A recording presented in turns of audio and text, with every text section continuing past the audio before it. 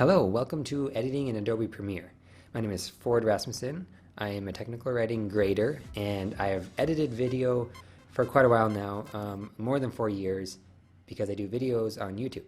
Today I'm going to introduce you to Adobe Premiere and get you started on your project, your how-to video, show you all the tips and tricks. So let's get started. As you can see here, when you open up Adobe Premiere, this is the first screen that you will see. It'll ask you for a new project. However, before we even get to this point, I want to bring something up that is very important, that is file structure. It's best if you have your files all in one place before you start. And I would recommend doing your project on the same computer if it takes you more than one day. If you don't have your files all in one place, then you can run into some big problems. So to begin, open up File Explorer. If you're on a Mac, it might look a little different. But on Windows, this is File Explorer. You can push Windows E to open it up. I'm sure you know how to do this. Basically, you're going to want to create a new folder for your project. I'm going to name it Video Editing. This is where you're going to want to save all of your video, any images, music, and the file project that you're working on. And that's important that they're all in the same spot. Going back to Premiere, now you can create a new project, go up to the top where it says Name and give it a title. Click on this Browse button here right below it, and go to that file that you just created, video editing, and save it there. These settings you should be able to just keep as they are for now, and click OK. Now we have a project. The first thing we're going to want to do is import our files. This down here is your bin for where all your files are going to be. Right click in this blank area and click Import. You're going to navigate to that folder that you created earlier. And as I said, this is where you should have put your video and your audio, whatever you have. That's how you're going to import it. I haven't done that yet. Just give me 1 second to do that. All right, here are all my folders that I have already recorded before. Sorry, all my files, pictures, videos, etc. Go ahead and click on all the files that you need to import. You can Control or Shift click to select multiple. And it may take a minute to load them all. You'll see down here in the corner it says Generating Peak Files. You might want to wait for that to finish before you move ahead so it doesn't slow down your computer. Okay, now they're all loaded. If your layout doesn't look quite like mine, probably come up here and click the Editing button, because there are different layouts to choose from. Editing works best for me. Over here you can see you have your files, and go ahead and look for the one that you need to start with. If you double click on them, it'll pull them up in the preview here. Right now it's really zoomed in, but this down arrow will allow you to change it to full. Oh, that's the resolution, sorry. But this down arrow, you can choose Fit to see it all. You can push play and view it here to find the part that you need. Trimming will be a big part. As you can see at the beginning of this video is not what we need. It's me setting up the camera, my microphone, and getting in place. So you can take this blue marker and scrub to where you need to be. Okay, I found the spot here where I begin. I like to do this to cut out a little bit of the video that you need to load. Go here and push this Mark In, which is also I on your keyboard, and I'll cut off that first part. Now, you can drag it either from here into your timeline or from down here, and it'll load that so you can work on it. The first thing you're going to do is learn how to cut. Odds are you have some spots that maybe you messed up or in between takes that you need to cut out to rearrange. So the tool for that is right here, the razor tool. You can push C on the keyboard as well. To work on your timeline, it's often helpful to zoom in. This bar down here, if you move it, shrink it, from right to left, it'll zoom in for you. And then you can scroll, if you have a mouse scroller, to scrub left and right, or you can drag this bar. Okay, to trim, simply move the marker, this blue line and this tab here, click on the tab at the top, and move it to the spot you want to clip.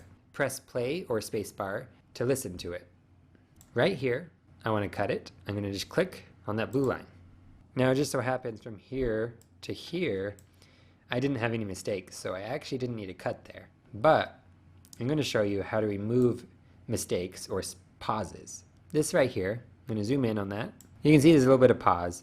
Now this is probably a fine amount of pause, but for the sake of demonstration, I'm going to cut it again, go over to the Move tool, which is V on the keyboard, and select that part that I cut. Now you can push delete and get rid of it. So you can use that technique to get rid of ums, ahs, awkward pauses, or just takes that you didn't like because you messed up.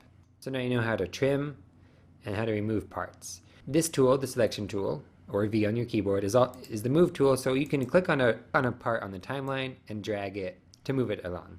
Now I've zoomed out a little bit and identified an area that I am speaking but that I messed up or that I didn't need.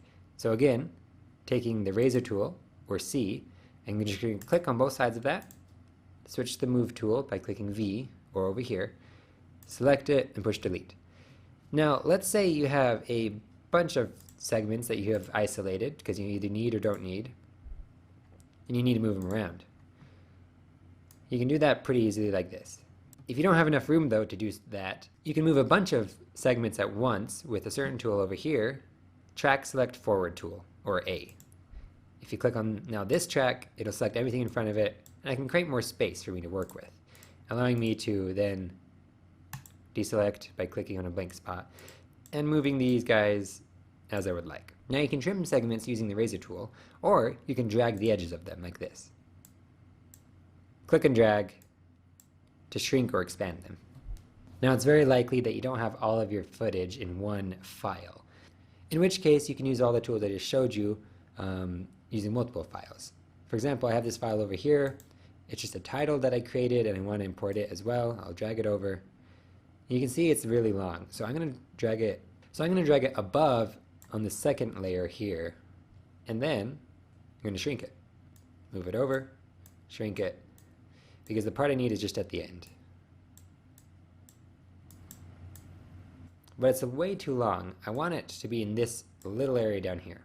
A trick that might help you in certain circumstances is fast forwarding. That's what I'm going to show you here.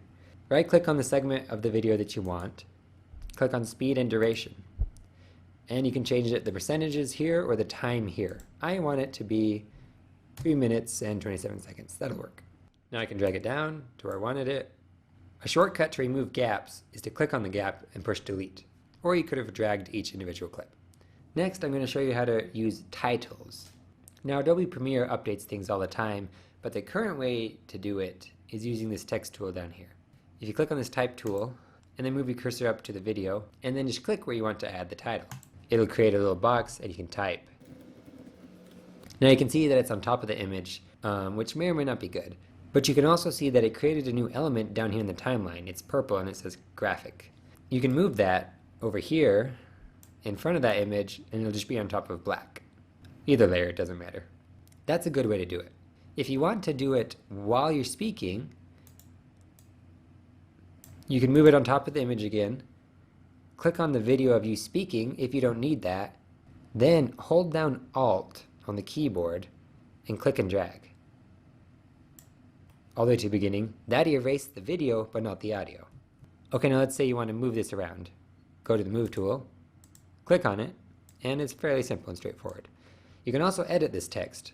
Over here, you'll see a button that says Essential Graphics. This is where all the settings are for your text. If you couldn't find this tab, click on Window and go down to Essential Graphics and it'll pop up. Here, if you scroll down, there's text size, center text. You can change the font here, and you can change the colors down here, fill, and even add a outline.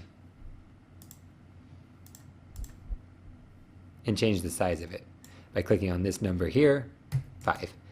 So just play around with that. Move it around, use fonts and colors that look good and are easy to read. Don't be afraid to use text. You can put it on top of video, you can put it in between clips, but use it to identify each of your steps, 1 through 8, and your warning or note, and any other additional information that would be good to bring it to the attention of the viewer. Next, I'm going to show you how to add audio and how to adjust sound levels.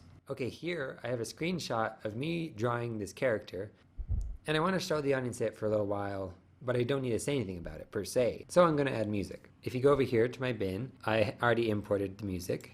Ready, set, go. You click and drag right onto the timeline.